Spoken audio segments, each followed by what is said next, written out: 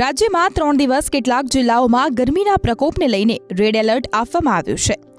ગરમીના પ્રકોપને કારણે લોકોને લૂ લાગવાની સંખ્યામાં વધારો જોવા મળે છે, ત્યારે તેનાથી બચવાના ઉપાય જાણીએ। જો અચાનક ખૂબ જ માથું દુખવા લાગે, એકદમથી ચક્કર આવે, શરીરની ચામડી ડ્રાય થવા લાગે અને જો ઉલટી કે ઉબકા આવવા લાગે તો આ લક્ષણો લૂ લાગવાના હોઈ શકે છે।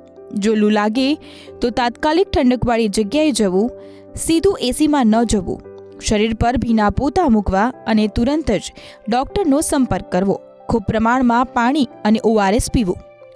ગરમીના સમયે ખોરાકમાં ખટાશવાળી વસ્તુ જેવી કે લીંબુ, કેરી ખાવી, વધારે પાણી પીવું, શક્ય હોય તો મીઠાવાળું પાણી પીવું, કાચી ડુંગળી અને કેરીમાં મીઠું ગોળ ભેળવીને ખાવું।